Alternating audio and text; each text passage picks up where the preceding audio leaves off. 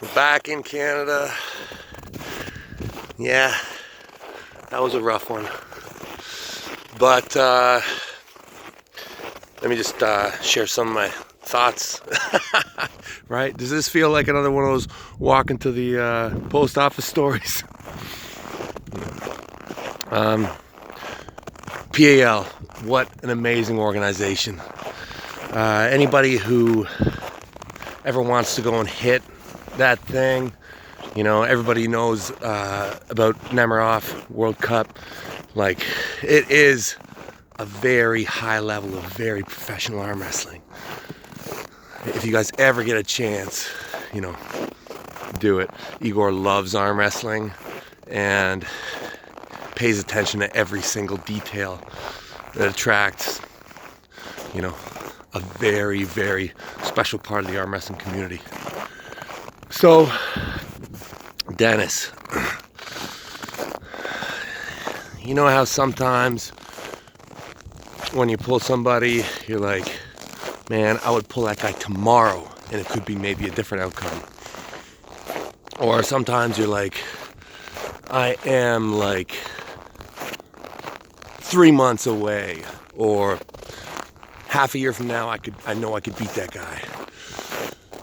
Well, I got a real taste, you know, of everything that Dennis is, and I'll tell you, I don't know if I'll ever beat that guy. Like, left-handed. I mean, right-handed, I have a pretty good idea, but you know, mad respect. Okay, his strength is something that I have not ever felt before. Nobody in my life has been able to hold me the way Dennis has. Very impressive. He gave me a lot and let me work. And what a smart guy, you know.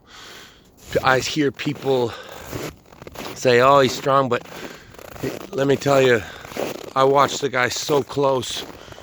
Everything that comes out of his mouth, everything that he does is very calculated.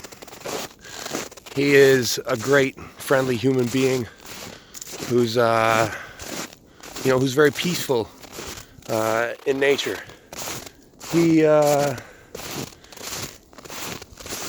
made me remember, you know, that we watched so many movies growing up, you know, about East versus West propaganda, or, you know, just the visionary movies between cultures. It's really not what I experienced at all from Dennis or any of the cultures, you know, when you come together. Everybody was just so awesome, and they just wanted to help, right? So Dennis's good buddy Babkin, he says to me, let me tell you a story about an old eagle. And right away I'm like, damn it. The eagle's beak grew so long and his talons so curved that he could no longer eat properly. So the eagle went and busted off his beak and ripped out his talons, and he was able to live for another 25 years. So it was a good story. And you know, you have to pay attention to what it is that you're feeding. You have to be very close attention, because everything is growing, you know? No matter what it is you feed, it will grow. So, and we don't know what's going to be good or bad. Sometimes your beak is going to curve. It's no good. So, it's a good story to make you think what it is. Have you made mistakes, and have you been feeding mistakes? So it's always important to look at what you're doing and just refine it. So as much as I love losing, you know, there comes a point in your career, I guess, when you gotta lose a bit, and you can decide what you do with it. And I love the information that I get, you know. And then talking to so many other people in the community, I really love the Swedes. And some of these people are just so open, you know. Had a good sit around talking to this one guy, Axeman, you know, just crazy ideas, you know, really, really neat stuff to try and sift through. And he's like, you just gotta just be breaking people, you know, very simple. He's like, you don't do anything else if you want to win. He's like, anyways, long story, but it's good when the cultures meet. The thing that I noticed most about what's different between them and us in terms of what do they have on us, it's how well they understand strength. And I don't think that their technique's bad either, but I'm not saying that it's like, oh, they totally got us there. I wouldn't say that necessarily.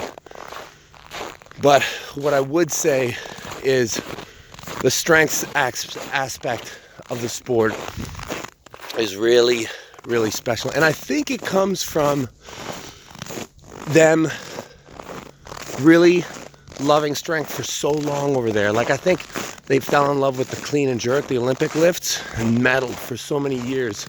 And I think that they just thought it was cool before we did.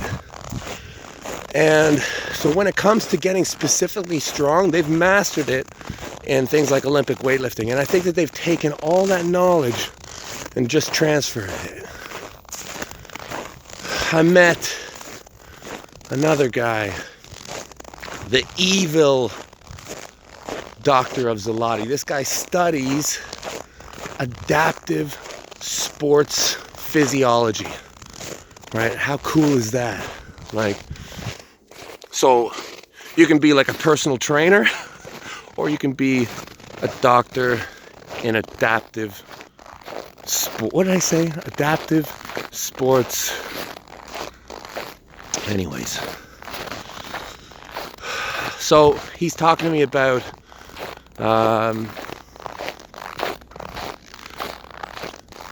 periodization and how they got it down with percentages and blocks, and how it deals really with the acquisition of top-end power while maintaining your endurance. Anyways, it's just always good to meet all these people. I'm just really happy in that regard. So I guess the one thing that I can say coming away from this entire experience, you know, I've learned a lot of things, you know, with my training and, you know, what I got to do to be a better arm wrestler. But the one thing that I took away from it is, again, why we do it. Why do we do this thing called sport? And it's because together we are better, you know, and sport lets us come together, you know, exchange data, exchange experiences, so that we can all move forward. And it's so important that we really think about this part in our community. And I was just thinking, like, so I've been working on a project for like 2 years, and at some point I might really reach out and beg for help, because I am getting nowhere. And I'll probably do another video on what this thing looks like. But in the meantime, a super simple, oh, look at that, the river. It's already frozen, you know. The thing is communication. We have to start tagging on Instagram differently. so that people can find us and that people can join us. Because so many people use these things now just as a form of communication. So Instagram, everybody uses Instagram. So when it comes to searching, when it comes to filing, when it comes to everything, just to make it easy, we should hashtag arm wrestling and hashtag geography. So like, for example, right away, hashtag arm wrestling, hashtag armwrestlingcanada. And then I could go one step further, hashtag armwrestlingontario. And if I lived in like a major center, I could go hashtag Toronto, or sorry, hashtag armwrestling Toronto. But that way it's just gonna let us find each other, you know, easier. Wherever you're going, hashtag arm wrestling Tokyo, hashtag arm wrestling New Delhi, you know. That way, new people coming in, you know, damn, how can I get involved? Hashtag arm wrestling, oh my God, it's everywhere. Hashtag arm wrestling Norway. All right, that's a great community. Let me take a chance. Hashtag arm wrestling Bergen. You know, anyways, and then you guys will just, it'll be easier for the whole community to come together. So I'm gonna do it as soon as I'm done my walk, but hey, one step forward after the other. It's about becoming greater. It's about going farther together. See you guys at the next one. 1 week. World Arm Sumo Championships in Tokyo, Japan. And I'm so excited. All right. Later, guys.